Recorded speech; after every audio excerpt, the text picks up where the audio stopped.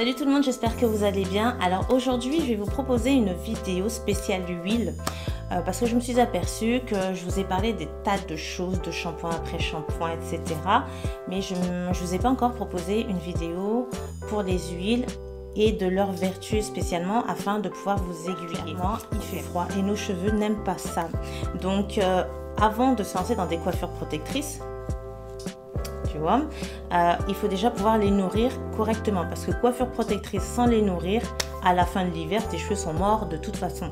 Ok, donc c'est pour ça que je me suis dit, je vais parler de différentes huiles. Je vais pas t'en proposer non plus 400 bouteilles dans le sens où ce qu'il faut, c'est essayer d'avoir peut-être 2 voire 3 bouteilles qui seront tes indispensables. Ce sera des bouteilles d'huile qui seront consacrées aux besoins de tes cheveux. Donc c'est pas parce que je vais te parler de différentes bouteilles qu'il faut tout acheter. Alors tout d'abord, à quoi servent ces bains d'huile? Ça sert à booster et à revitaliser la fibre capillaire. Ça sert également à aider à la pousse, à aider contre les cheveux secs, cassants, ternes ou tout ça en même temps.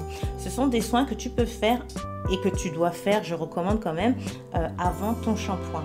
Pourquoi? Parce que la plupart des shampoings, il y a du détergent là-dedans. C'est normal, ça sert à nettoyer en profondeur le cheveu. Mais si tu fais ça à la longue, ça peut provoquer aussi l'assèchement du cheveu et puis après la casse et puis tu connais la suite fatidique, tu vois.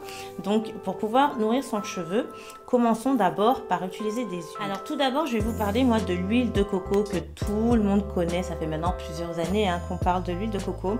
Elle est superbe cette huile, ça fait des années que j'utilise de l'huile de coco pour mes cheveux. Elle contient de l'acide laurique et cet acide-là est tout proche des protéines de nos cheveux et ça pénètre beaucoup plus facilement dans le cheveu, vraiment cette huile, c'est pour ça que ça la nourrit en profondeur. L'huile de coco, elle est vraiment top, je la recommande. C'est vraiment un produit qui est pas cher, tu le trouves dans le commerce, en tout cas chez nous à Lyon, ça je l'ai payé 4 €. Tu vois, donc je pense que tu peux la trouver vraiment pas chère, même chez toi.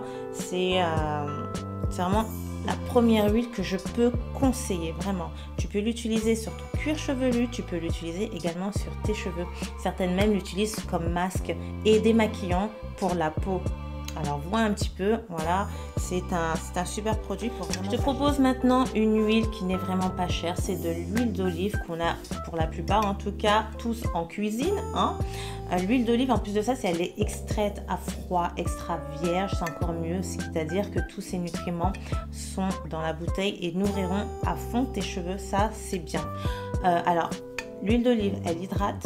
Elle est anti-pelliculaire, elle donne du volume aux cheveux également et de la brillance. Donc vraiment, l'huile d'olive, c'est vraiment pas mal. Si toi, l'huile de coco, ça ne marche pas sur toi, tente l'huile d'olive avec toutes ses vertus, c'est vraiment pas mal. Ensuite, il y a l'huile d'argan que je conseille quand même.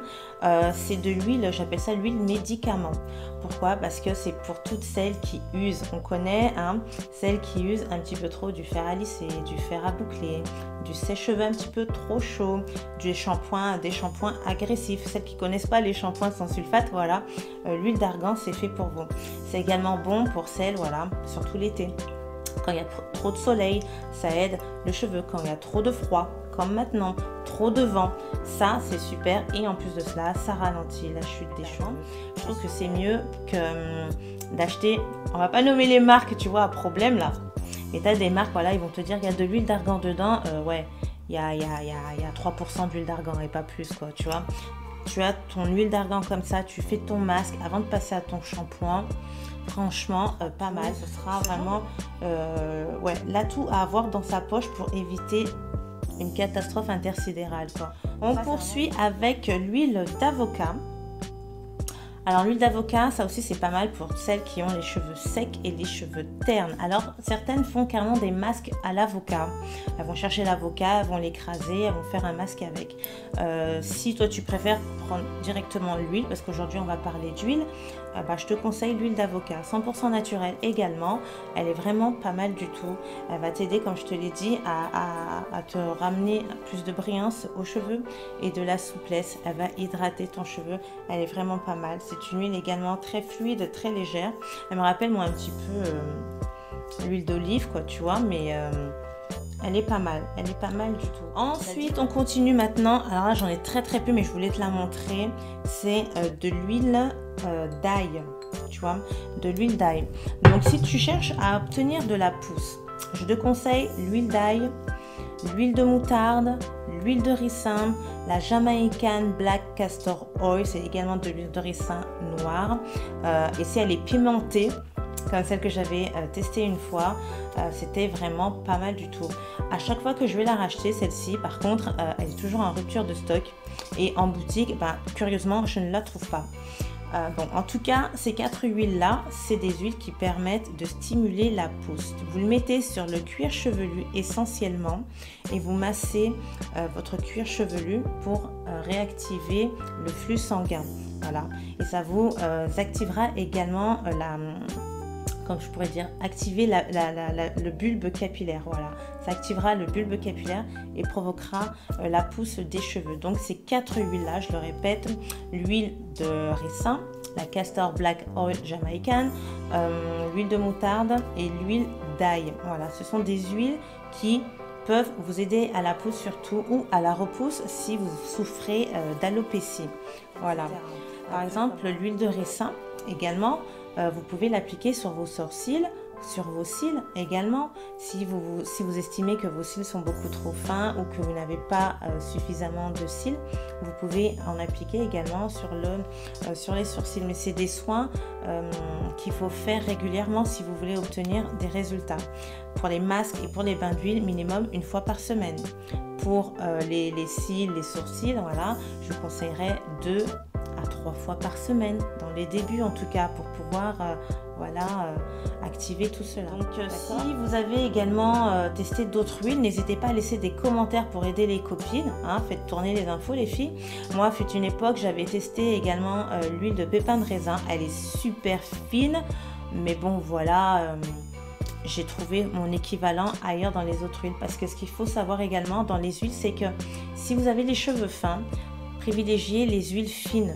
Si vous avez les cheveux assez épais, lourds, c'est-à-dire voilà, toutes celles qui ont de beaux curly, de belles ondulations ou un cheveu crépus, essayez de prendre des huiles lourdes à moins lourdes, comme l'huile de ricin, c'est pour vous les filles, hein.